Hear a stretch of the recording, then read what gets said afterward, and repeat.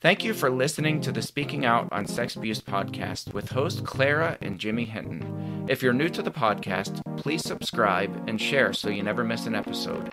Search for us on your favorite podcast app, or you can find the podcast on jimmyhinton.org and findingahealingplace.com. Please rate our show, subscribe, and share so we can spread the word. If you would like to support us and get exclusive rewards, go to patreon.com/speakingout. Find a tier that best fits you and join as a patron of the podcast. Now let's get into the show. Welcome to this week's podcast with host Jimmy Hinton. And Jimmy's mom, Clara. And very special guest and friend and colleague and coworker and peer, Christine Fox Parker. Christine, hello. Hello, glad to be here. Glad to have you here. Yes, we are very happy to have you here. So most of you listeners might know Christine. If you don't know her, or if you don't recognize the name, you will probably recognize the ministry, Porch Swing Ministries. Christine, maybe give us a little bit of a background on that. I'm a board member over at Porch Swing and really love what you do. And maybe just tell people all about your ministry and how it got started. Okay. Well, in a nutshell, we started in 2018 to fill a need that had been rising over the course of 3 previous years for survivors to have other survivors to walk alongside them, survivors of church abuse, all forms of church abuse, who could walk alongside other survivors of church abuse. So the concept was survivor to survivor care. We provide caring conversations from one survivor who's a little further down the road in their healing to survivors who might be still going through their crisis or their disclosure crisis. As we often, we all know as advocates that the disclosure of church abuse to family members, to church leaders, to others is often a re-traumatization. We don't tend to handle disclosures of church abuse very well, and that results in survivors being re-victimized. So that's what we do. That's our primary vision, is caring for survivors of church abuse in a caring and kind and loving, sacred space sort of way. We also, I'm very excited about some additions to what we're doing more recently. We've started a pilot program for providing yoga to a trauma-informed yoga to survivors through Zoom. So be watching for more information about that. And we have, when we started, it was me and my board of trustees, and Jimmy's been on that board since its beginning, and I appreciate that beyond measure. We've also, I just got stuck. I forgot where I was going with that, so I'm just going to go somewhere else. We added another board member a year and a half ago, Lichelle Moore, and she also does survivor to survivor care. She helps write the blog, and we've had some guest bloggers over the years. So just kind of growing a little bit and providing training. I do a lot of one-on-one consultations with ministers around the country when they've had a disclosure come into their circle, and helping them walk through that in a safe and kind and loving way. Awesome. And let me just say, I'm coming to you today. I'm very happy to be sitting on my porch swing. We named Porch Swing Ministries because my front porch has always been my safe haven, and we wanted to be a safe haven for survivors of church abuse. And I had never actually owned a porch swing on any of my porches before, but my husband of now 2 years bought this porch swing for me for our anniversary this year. So I love that. Yeah, you look perfect sitting on that porch swing. Yeah. Perfect. Very, very cool. Yes. So today, Christina and I and you. And me. Well, I gotta put you on the back burner.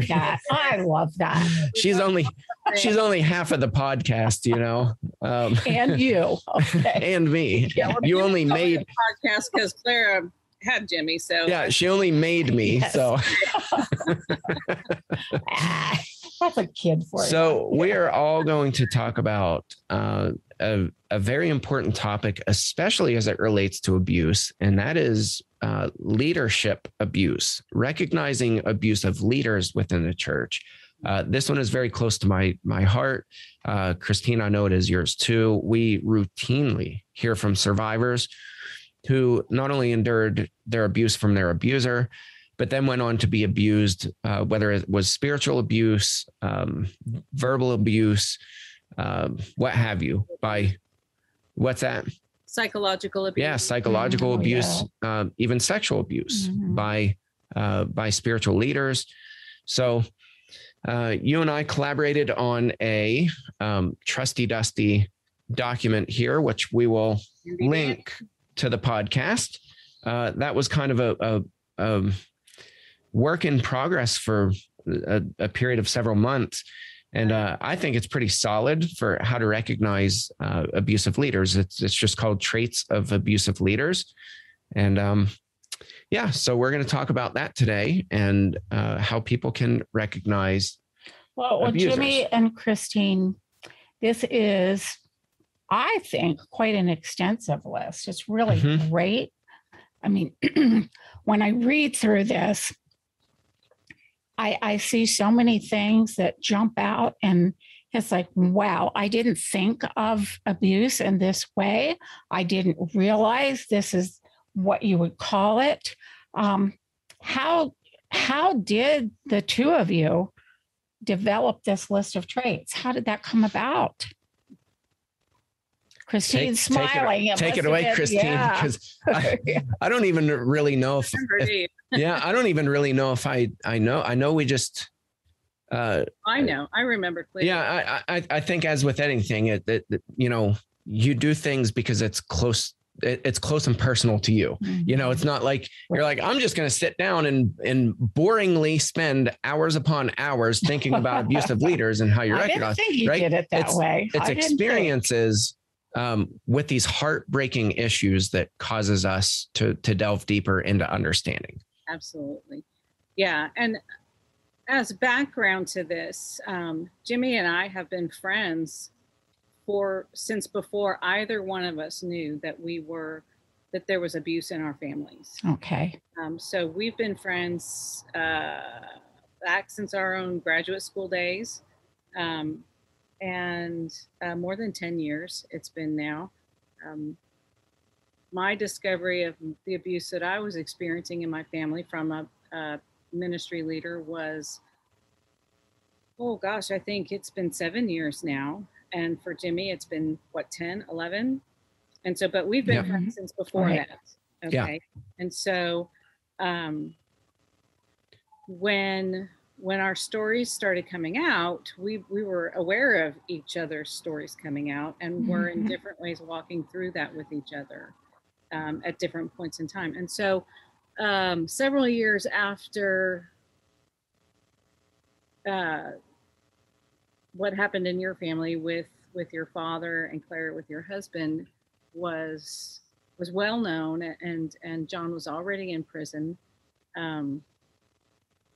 Jimmy posted a list of what he called traits of abusive leaders in a group that we're both in on Facebook of several hundred ministers, and said, this is what I see when I look at abusive leaders, but he was looking for some crowdsourcing.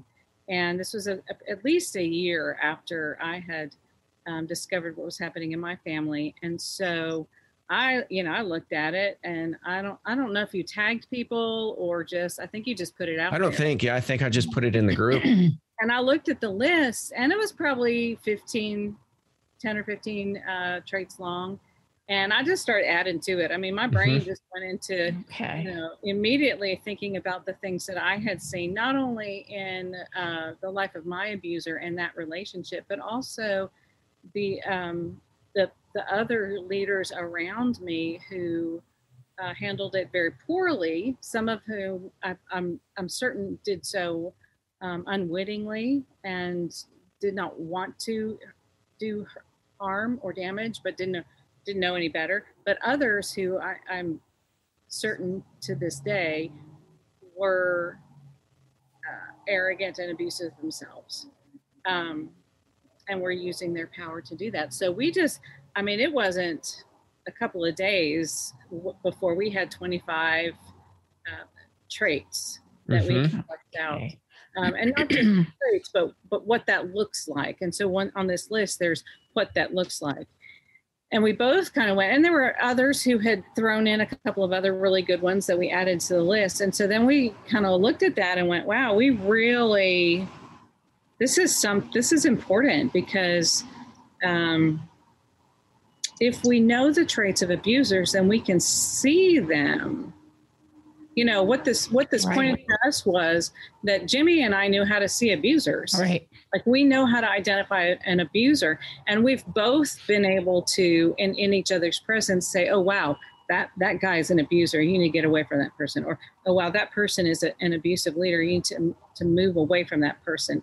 So it was kind of playing out in our friendship and in our professional lives, that not only could we list on a piece of paper the traits of abusers, but we were intuitively experiencing the knowledge that we could see this. So we kind of got busy with life. Kids, Jimmy had little kids, and they're less little now, but they're still little at home. And I had a teenage son in high school at home, and both of us working full time and supporting families. So we kind of got busy and didn't get back to it until a year or so ago. I had something come up I wanted to use it for, so I went back to it and just really updated the language, just kind of clarifying the language and making it sound like human beings wrote it. Right. Yeah. It was a little jumbly when we first wrote it, because we were just kind of writing from our own experiences. And this is the final list that we've gotten to. And the last thing I'll say about this is this particular document is there are a lot of really great books out there now that didn't exist 6 or 7 years ago about abuse in churches, about abusive leaders. So Chuck DeGroat, When Narcissism Comes to Church, wonderful, wonderful book. And he's got 2 lists. One's a list of 6 traits of abusive leaders, and one is a list of 9. I'm not sure why he does it that way, but that's okay. His list aligns with these. There are others. I can't remember. I had another one in mind this morning that had traits of abusive leaders in it, but I can't think of it right now. What I think ours does is gets more specific. It is, yeah. The Scott McKnight and Barrington, I think is her last name, just wrote a church called Tove. Mm-hmm. Okay. I haven't read it yet, but everybody raves about it. Yeah. They do a great job of describing a toxic church and toxic leadership. And again, their list isn't as long, but these traits really, I think, just flesh out more, put skin on the skeletons of their list as well. I'll say it again. Thank you both so much for resources like this that we now have. 10 years ago, Jimmy, we had nothing when you think about it. And now with a resource like this, it's incredibly helpful, which brings me to the next question, though. As I read through these descriptive traits of abusive leaders, it's obvious that sometimes people, including myself, we have some of these traits in our own lives. So how do you, and here my allergies are tickling my throat, sorry, how do you know what is abuse and what isn't abuse? Either one of you or both of you. Well, I want to preface this by saying Tom Rainer, who writes all things church growth and church decline. Writes a lot of really good books.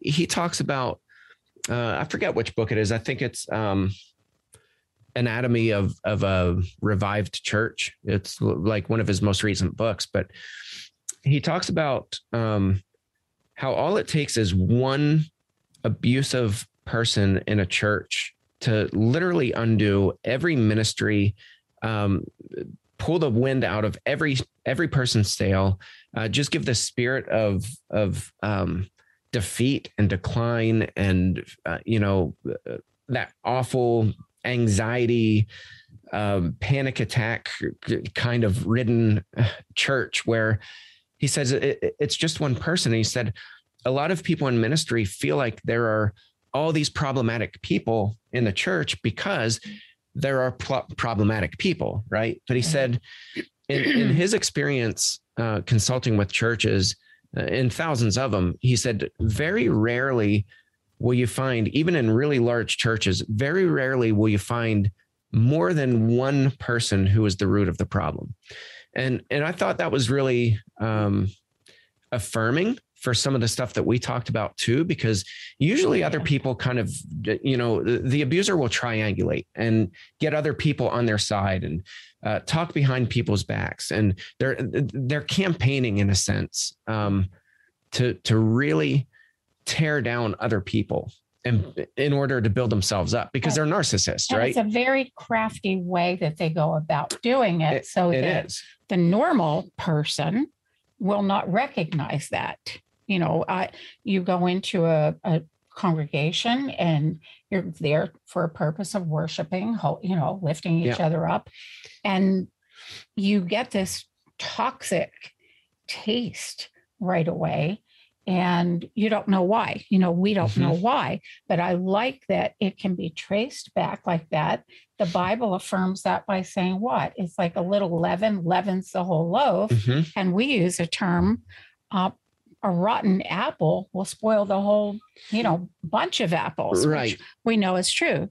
It doesn't take long for that to happen. So I think if you take any one of these, say corrective theology, right? That's just, I'd put a random one. So corrective theology, they use meetings or written messages to correct things that were said by others.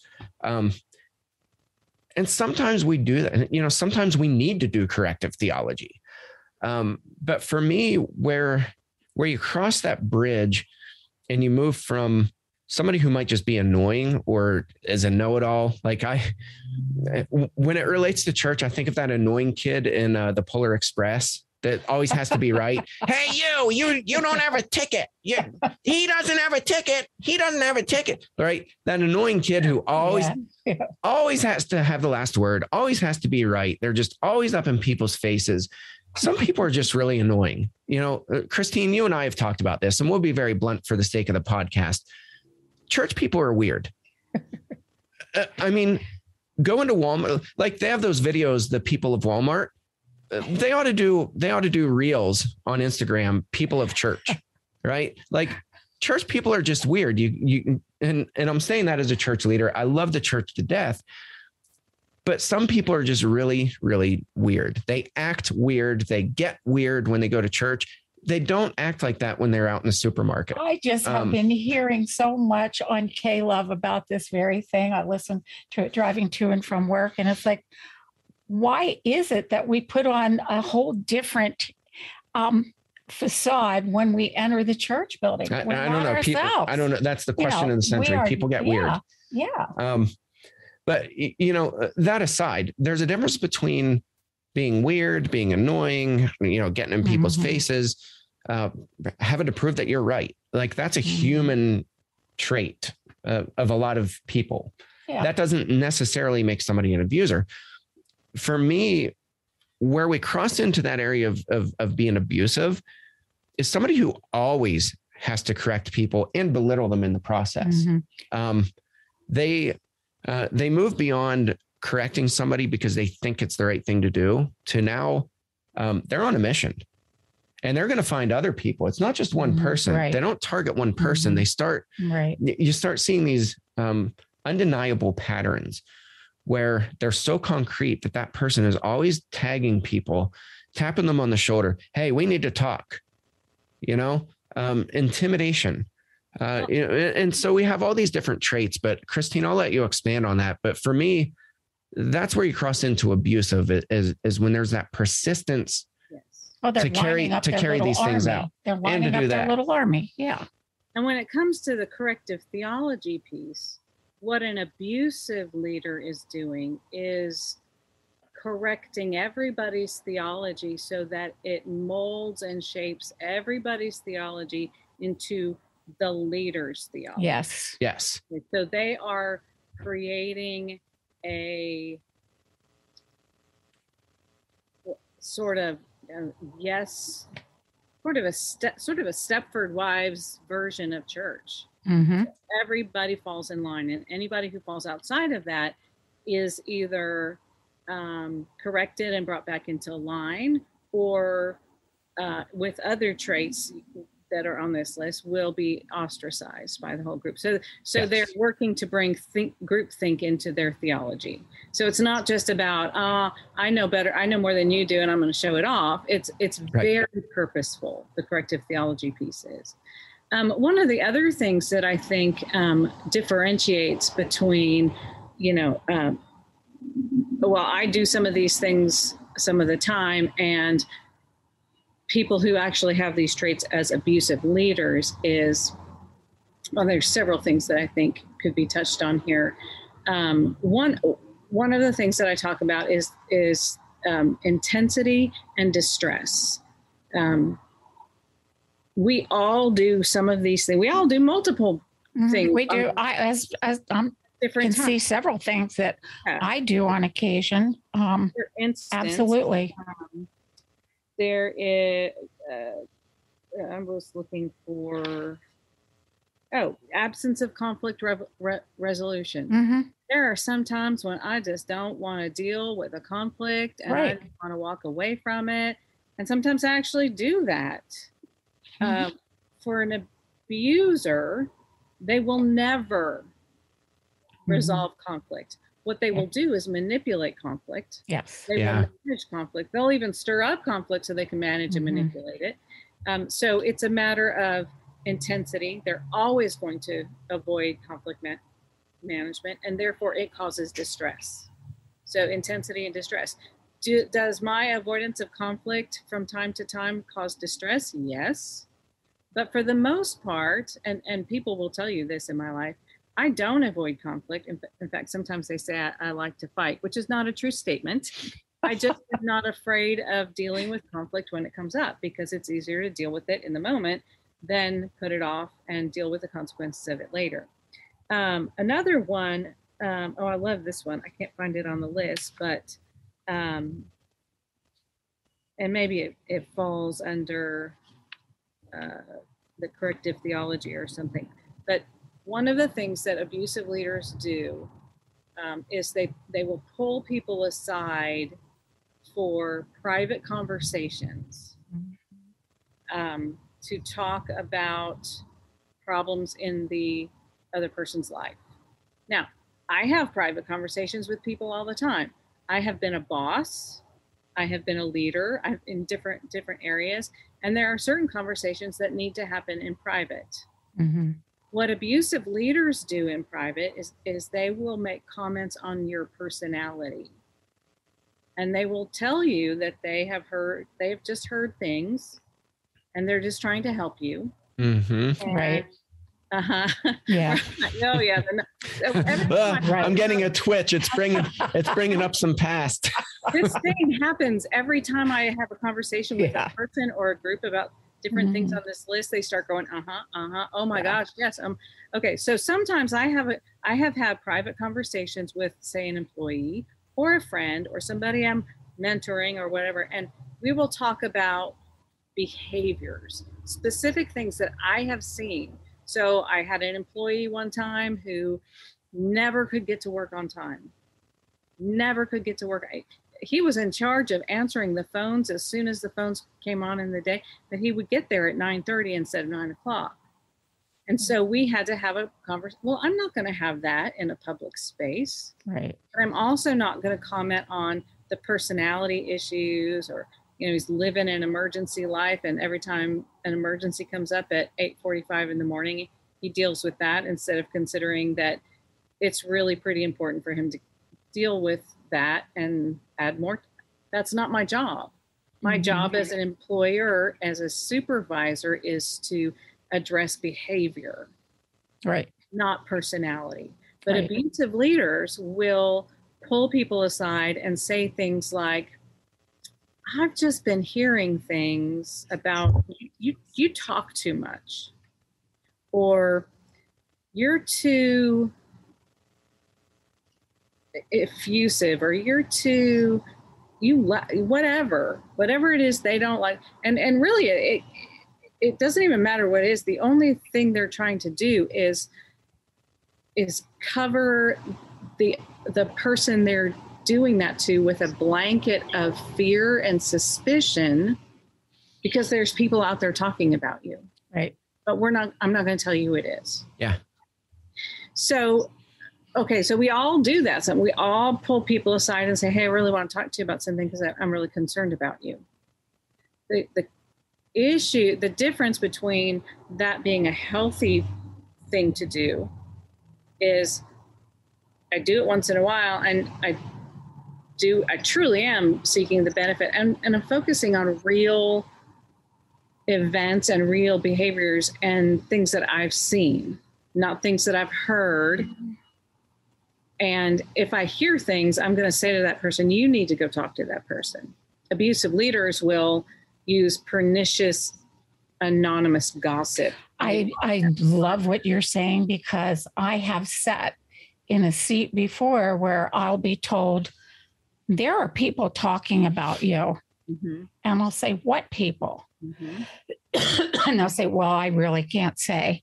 And right there, the conversation ends. It didn't used to. I used to worry myself sick. Yeah. I really did, because that feeling that people are talking in a bad way about me really is destructive. Right. To me. That's the goal. But now Leader. and everybody that I work with knows that. It's like, you know what? If you cannot give me a name, then the conversation just ended right now, because that stirs up so much trouble. You talk about the little flames that can begin in a congregation. There's nothing quite like thinking that 3 or 4 of your very good friends are talking about you in a bad way, but there are no specifics. Yeah. Nothing, I just think you need to be aware that, this has come up, but I'm not going to tell you who. So I appreciate, the language that you're using here in this list of traits, because it's really helpful. Well, I'm looking at a combination of two, and it just like this brings up, I just thought of a specific example, and I think those are important for our listeners, but sabotage is one of the traits. Oh, yeah. Combined with gaslighting. That's a separate one, but all of these kind of seem to work in tandem with abusive leaders too. But sabotage. So we say ministries are secretly undone. That word secretly ought to be underlined, bold, italicized, or something. Ministries are secretly undone. Content they can't control is criticized. Relationships are undermined. So there's this, I remember a time that I had made these posters and had them professionally printed. It was all part of a process that our church had adopted together. So, it's not like I went rogue as the minister of the congregation, was like, I'm going to come up with this mission for the church and plaster it all over the walls. This was done in tandem with the entire congregation. And one day I walked in, and these posters, they were gone, and they were huge. They're gone. And I was like, so I start walking around. That's and I'm weird. Looking. Yeah. And I searched the building top to bottom, and it's not that big of a building. You've been in it. I searched high, I searched low, could not find them anywhere. These things were big. They didn't fall down and, just get swept away. And I think there were 6 of them. So practically the whole sanctuary had these posters all over. So I asked the person who I was pretty sure did it. And there was denial. I don't know what you're talking about. And the reason I know he was lying, which really bothered me, was because then I started hearing all these lame things that could have happened to them. Well, maybe the cleaning lady took them. Yeah, the cleaning lady was like, there are these big honking posters that are framed. They were in frames. I'm just gonna take them and put them in the trunk of my car, even though they won't fit. I'll bungee cord the trunk down and ride off with them. Like, so when you start hearing the BS, you start to realize these patterns. But the gaslighting part of that was the denial. Like, if you're going to do it, just admit that you did it. But abusers don't do that. No. And I think this is a good moment to really define specifically what gaslighting is.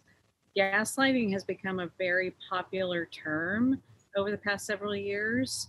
And that's good and bad. It's good because the awareness that gaslighting is real and pervasive in some settings.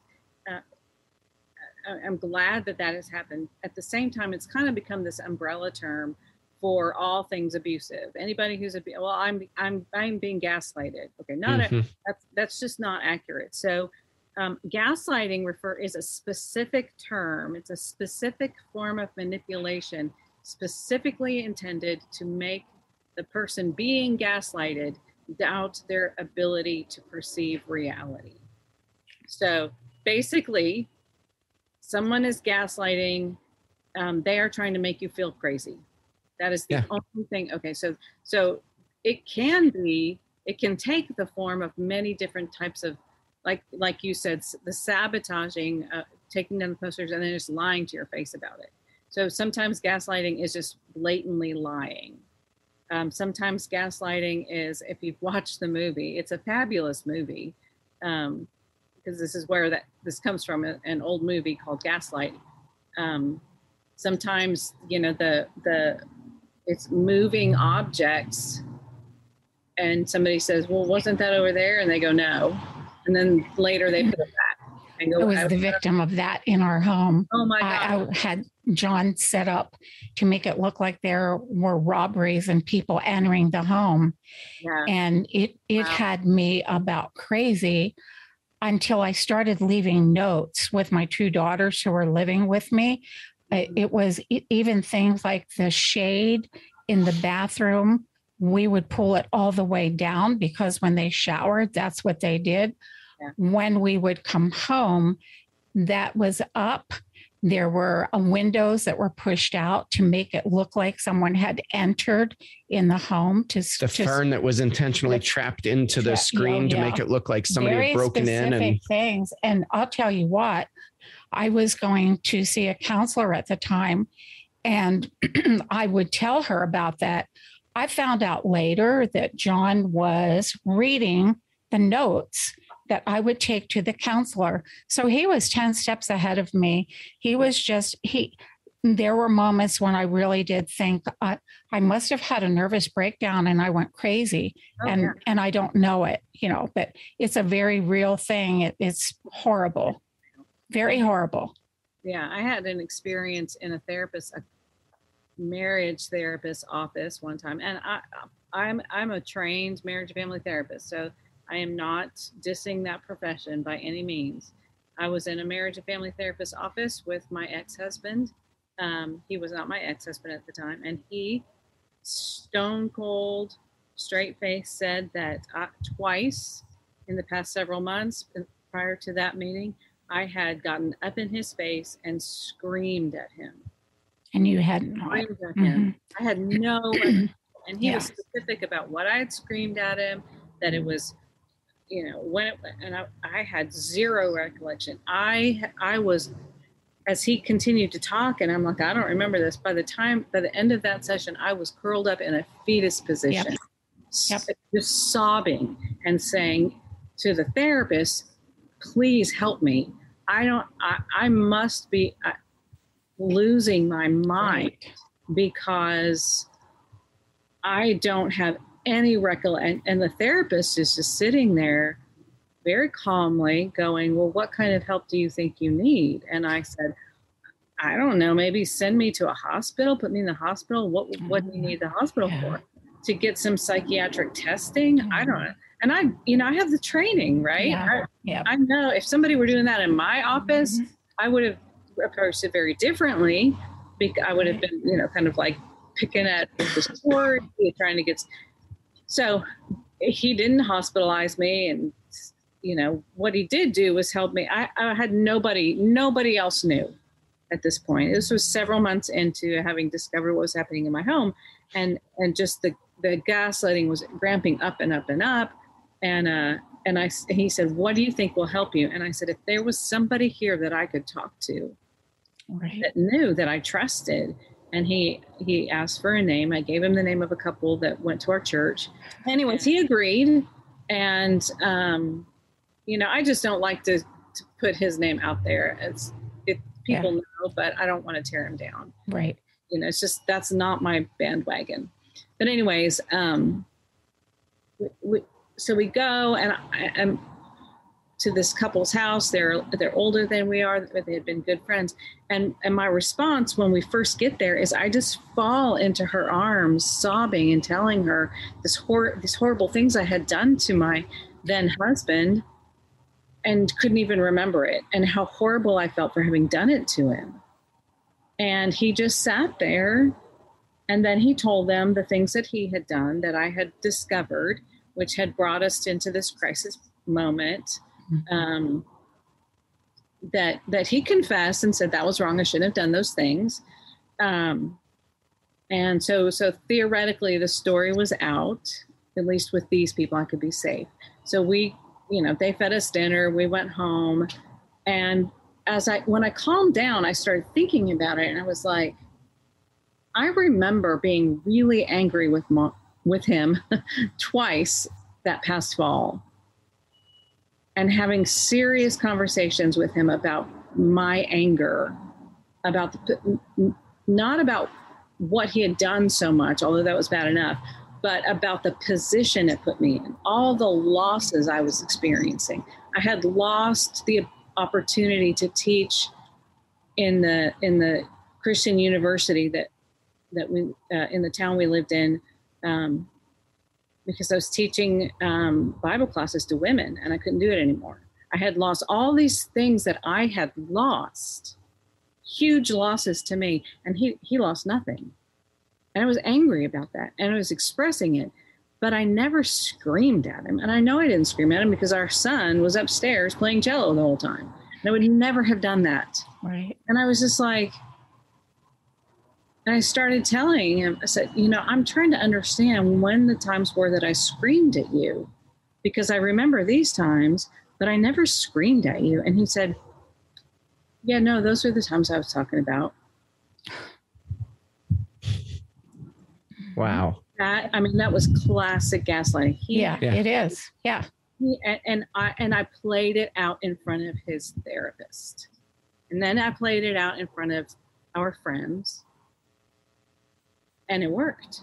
And he got me to act like an absolutely insane person. Mm-hmm. It's awful, isn't it? It really is when that happens to you. It's terrible. I went back to those friends and told them exactly what happened. And they were like, okay, yeah, we can totally see him doing that.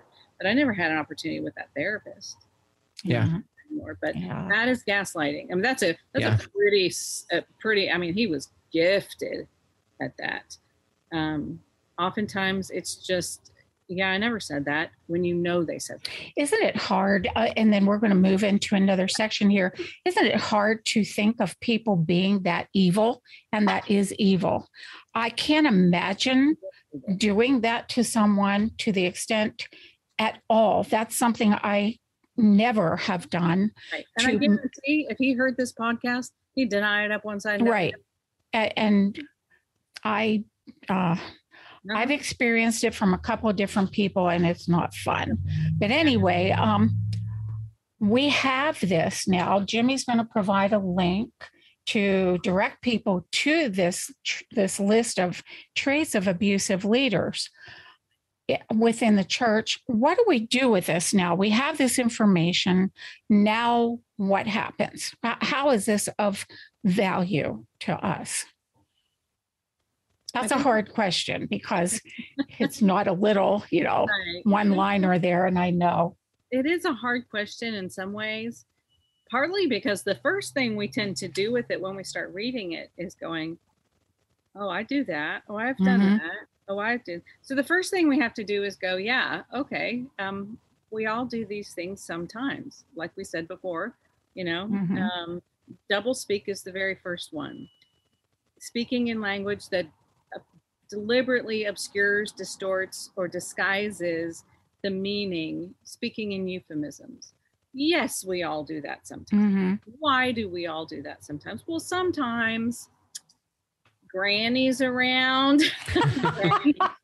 And maybe. Oh, thanks, Christine. No, but this is the example I use. Yeah, I know. Yeah. Whoops, I want my grandkids to call me Granny because I'm the kind of granny star. I mean, it's like it just fits. But I'm talking about the granny who just can't wrap her mind around some of the things. Yeah. Some of the, so we maybe we talk about. For some families, drinking is still really taboo. Right. And so maybe we don't talk about going out for drinks later in all the specific languages. Maybe we say, okay, we'll go out. And we just period. Yeah. So sometimes we use double speak to truly and honestly protect and honor the people we're around. Right. Okay. People who are abusers use doublespeak to obscure the truth. Right. To get what they want. To get what they want. I mean, it's not just to do it for the sake of doing it. There's always an end game, and that's end game are the two words that a good friend of mine and another a good friend of mine and myself talked about somebody who too. You'll probably get the hint. I'm not going to say his name, but a former partner of mine. Yes. That dude always had end game. End game is, for us, that was like this light bulb moment. Like, oh my goodness. There was always an end game. From the first time we shook hands, he had an end game in mind. First time I met him, I saw his end game. Yeah, and you did. In fact, you pulled me aside and you were like, this dude is dangerous. Get away from him. Abusers have an end game always. It's not like they do these things because they're just, they just double speak or that, they don't have self-awareness and they don't realize they're lying when they are.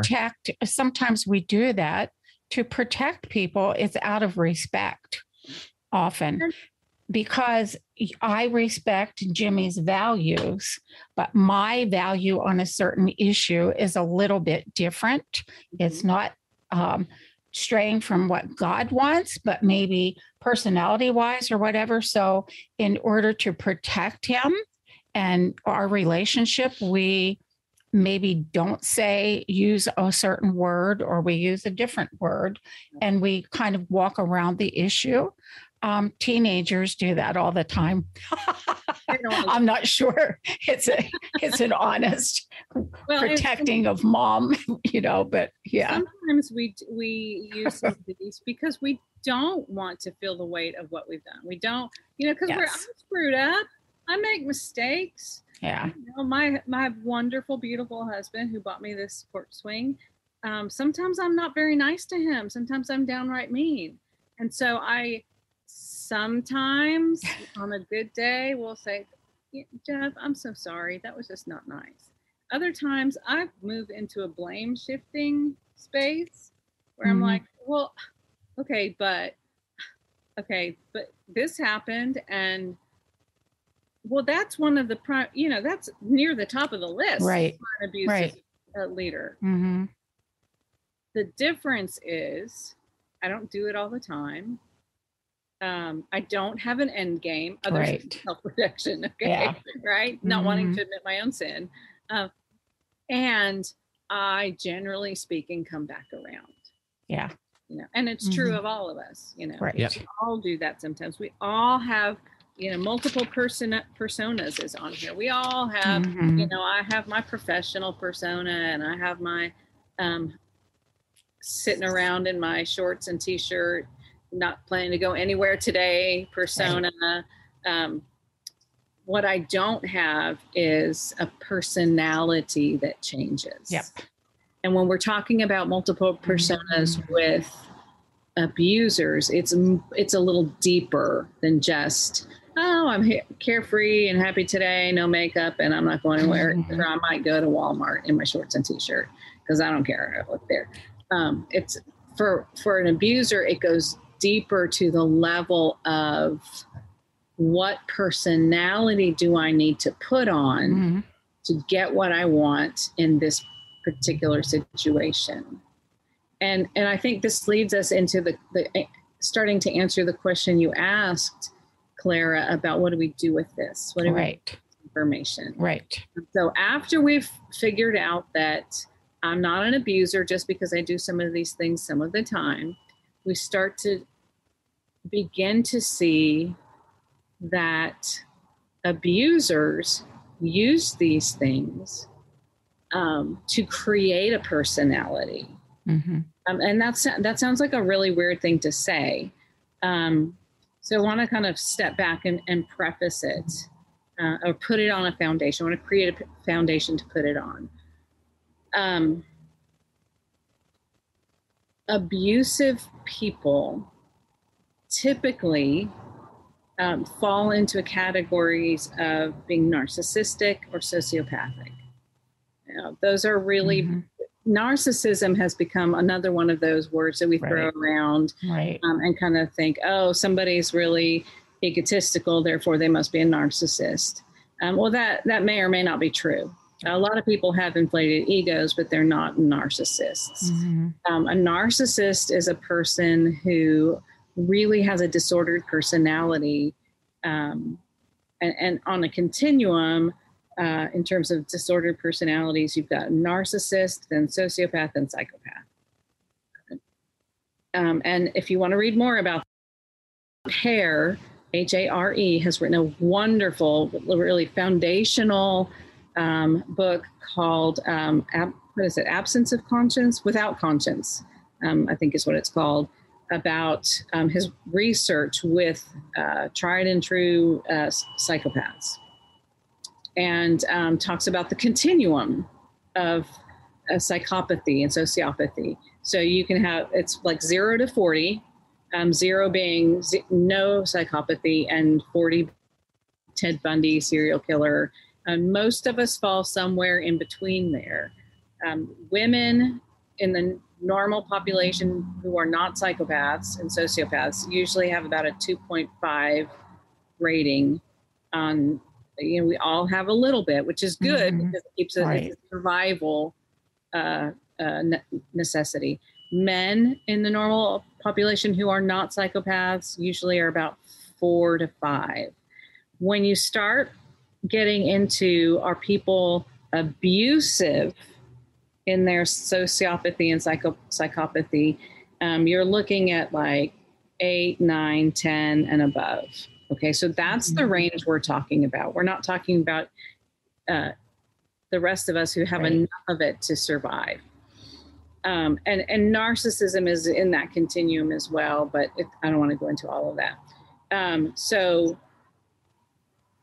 what happens when you get up into those higher numbers, and this is all Robert Hare's scale, and he's done a great job of doing this work and extensive research, is as you go up on the psychopathy scale, you not only do you start adding traits, you start losing traits of healthy, normal personality. One of the key ones that we talk about is empathy. The ability to think about what another person feels and experiences. Yep. the ability to feel with and for another person. You also lose traits like the ability to experience emotion the way a person who's very low on the psychopathy scale. So we, I know you guys well enough. I think you know me well enough to know we're not abusive people. Right. So we would be low on that psychopathy scale. We have the ability to experience emotions of love and joy and sadness and hate and fury and disappointment and the whole range of human emotion. We experience it and we feel it.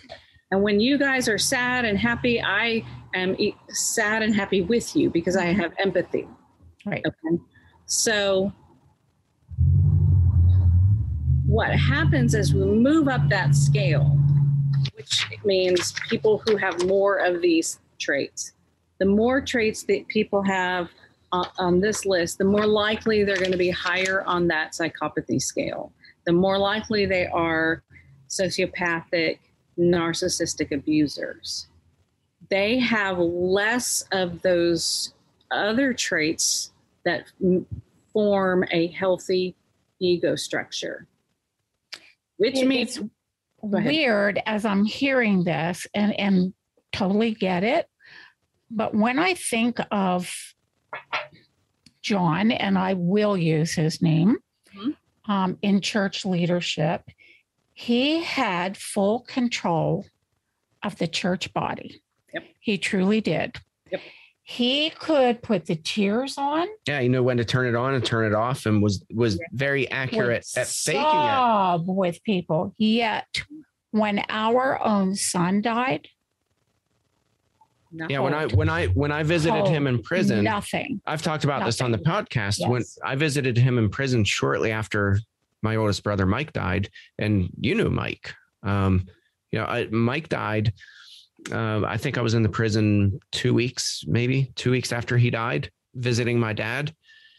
Well, he doesn't have to maintain that facade of controlling his own emotions anymore. That's it. So he doesn't have to maintain the facade of faking the emotions. Right. And controlling the emotions because he doesn't have them. No. Right. So, I brought up Mike's death. He didn't even bring it up. Mm-hmm. And keep in mind, my brother had died, 2 weeks before that? Mm-hmm. Right. He wasn't even going to mention it in my visit to him in prison. Why not? Because there's no end game for him in it. Yeah. Right. So. And that was the biggest. And when I brought it up, I mean, there was nothing. Yeah. Well, there was no emotion. Sent me a generic card from prison that just said, "I'm so sorry your son died." And I'm thinking, my son, I'll pray for you every day. That was it. Yeah, that was it. And perfect example of what we're talking about. It just solidified all the years when I would cry, beg, plead for changes, within our married life. And he would just kind of look at me like, you're really a strange person. I would get that look. And I often would think to myself, he just doesn't feel that the feelings aren't there. Yeah. So I get what you're saying. Now, that being said, often our relationship with church leaders it's a fake relationship. You know what I'm saying? So we're not going to of artificiality to that. Yeah. So your description of what happened with John is a perfect example of what we're talking about when it's an abusive person. Mm-hmm. They are on that scale of, and we're not even necessarily talking about somebody that much higher than 10 or, I mean, John was probably closer to 20, given that. Oh, I'm sure. Yeah. Right. Harming children the way he did as successfully as he did. Right. But when we're talking about people around 10, 12, 15 on the scale, what we're talking about is people who have no ego structure of their own. They don't have the things in their personality that create a healthy ego. And by ego, I don't mean, we use the term ego to say, oh, he's egotistical, oh, he just brags. And what I'm talking about is the specific definition of that which makes up a personality. Okay. Mm-hmm. So right. How do we use this? Right. One of the things that we do with this information of these are the traits of abusers is we learn to understand that ego, or that abusive leaders, abusive people do not target weak and vulnerable people to abuse. The reason we know that is, first of all, think about all the people you know who have been abused. Mm-hmm. Look at you guys. You're some of the strongest people I know. Mm-hmm. The reason that we think that, and it's been said, and it's common parlance in circles dealing with abuse, is because there's always a vulnerability. There's always a weakness in everybody's life. And so we go, okay, well, obviously, if you got abused, you must have been weak and vulnerable. What else could explain it? And so we look for, there's confirmation bias. We look and we go, oh, it was a single mom. Oh, it was a teenage boy without a dad. Oh, it was this. Oh, it was that. But there's plenty of truth in that myth, but there's also a vast amount of information that belies that truth. So let's start looking at the contradictory information. I love to talk about Bill and Hillary Clinton. Bill Clinton is the best sociopath, and he's married to one of the strongest women in American history. Yeah. Mm-hmm. And she lays the blame for what happened to Monica Lewinsky at Monica's feet. Mm-hmm. And yet she would probably never do that in any other situation. Right. Because he's got her so wrapped up. Mm-hmm. Yeah. Okay, so, when I met my ex-husband, I was a very successful undergraduate student. I had plans to go on to graduate school. I was already I was a junior in college. I was applying to graduate schools. I was on my own. I mean, I didn't have any family support. Mm-hmm. I was very strong. I knew what I wanted. I knew where I was going. I knew what I had to do. And I was extremely smart. I'll just say it. It is what it is. Mm-hmm. And he was going to the mission field, already raised all his money, the darling of the churches in the Northwest, and he swept me off my feet, and everybody was thrilled for us. Mm-hmm. So how do we make sense of strong, intelligent people being, and there's thousands of stories like this. How do we make sense of somebody like John being able to do what he did in entire communities, right, where there's, yes, vulnerabilities, but also very, at the same time, strong, intelligent, wise, and nobody sees it? And here's the answer. Because abusers have no ego structure of their own. So they go out and they find people who can give them the ego, pardon the sirens. They're coming for you. Right? They finally figured you out. All right. They go out and they look for people who will give them the ego structure they lack. Mm-hmm. Okay. So if somebody wants to appear strong and intelligent and bold, and they don't have that in their own ego structure, what are they going to look for?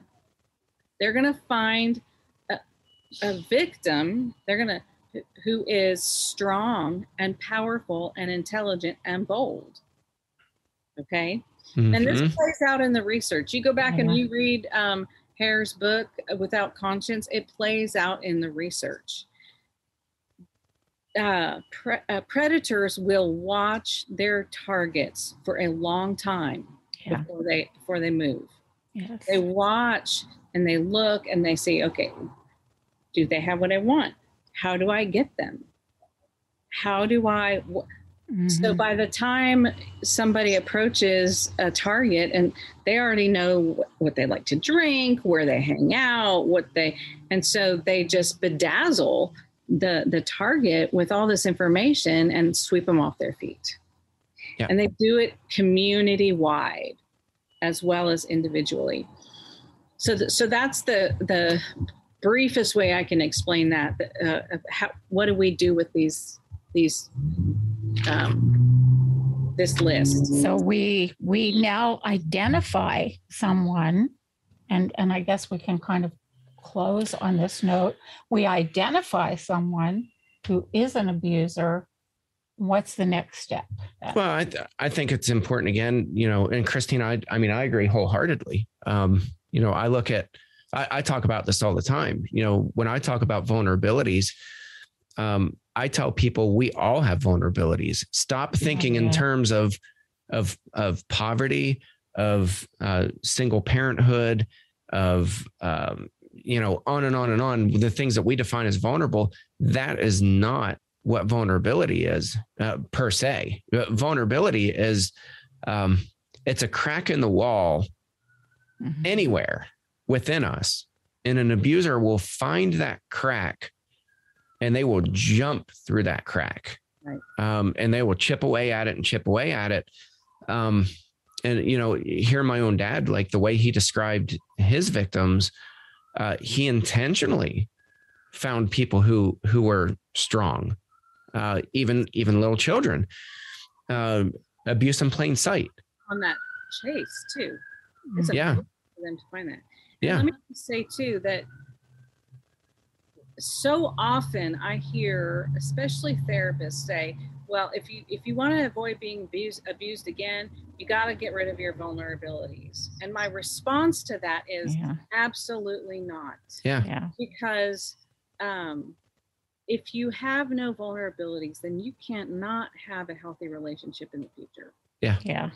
Because being vulnerable to another person and having them vulnerable to you, and then taking care and being gentle and loving in those vulnerabilities is part of a good relationship. Right. Mm-hmm. With this list of traits, as we go, oh, wait a second, I don't have to not be vulnerable.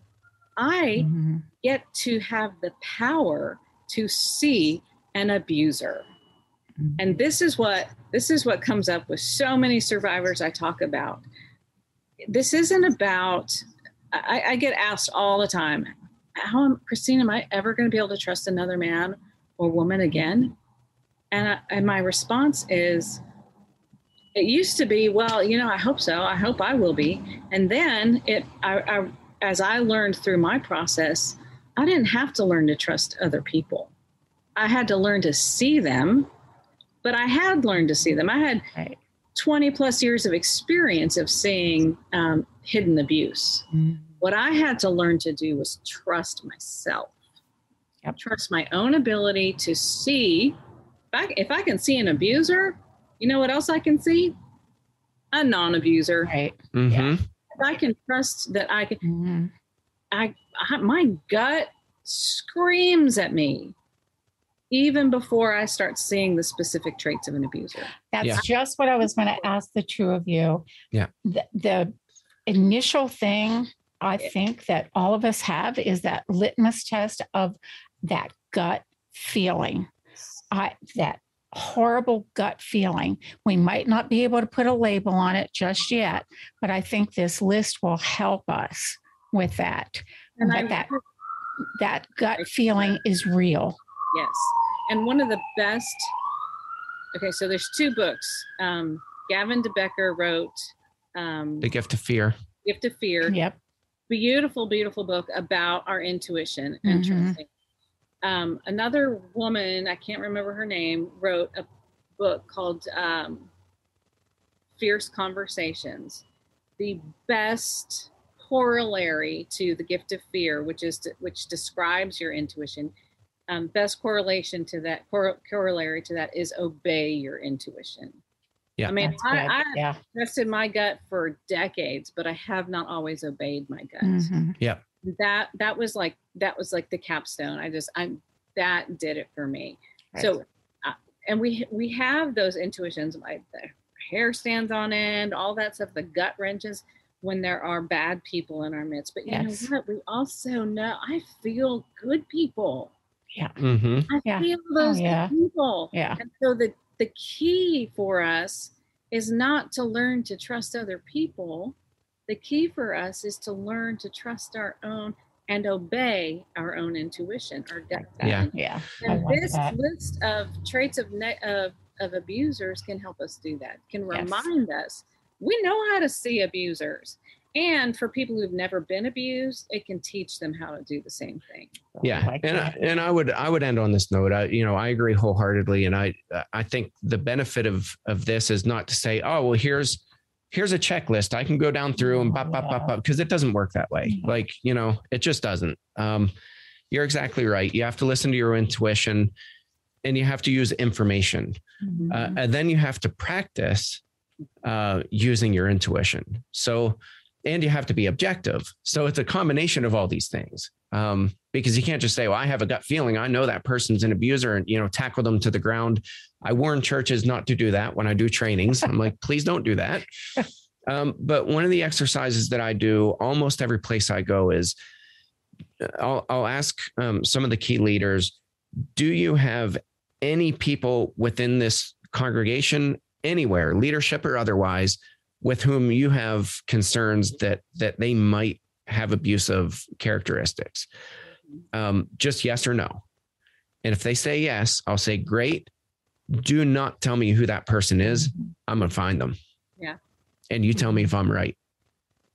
And it is incredibly, incredibly accurate to the point where people come back and they're just like, how do you do that? Because and I wrote about that in my book, example, a mutual friend of ours. I showed up at the congregation and he told me, he said, we have a really problematic person that he said, he just makes every hair on my body stand up when he's around kids. I think he's incredibly unsafe. I'm not going to tell you who he is. And that was the first time where I was like, "Ooh, I like this game." And I mean, within seconds, I said, "That's the guy." Yeah. And his response was, "How do you do that?" It works, and you're right. You have to trust in yourself, trust your intuition, but be objective too. Mm-hmm. Be as objective as possible, and they will stand out, but so will the good people. And I think that's a great point. So with that said, Christine, always a pleasure. Thank you so much for being with us. It's been wonderful. Absolutely wonderful. And to our listeners, we're so thankful that you tuned into this episode. We hope you found it as helpful as we did. Yes. And we will catch you next round. Right. Thanks again for listening to today's episode. Thank you to our patrons who make the podcast possible. If you found it helpful, please follow on Spreaker and search for the Speaking Out on Sex Abuse podcast in your favorite podcast app. Be sure to hit subscribe and rate the show. If you believe in what we do, consider supporting the podcast by becoming a patron. And check out the cool rewards our patrons receive. Share with your friends and tell the world. Join us in speaking out on sex abuse so we can change the tides and prevent abuse.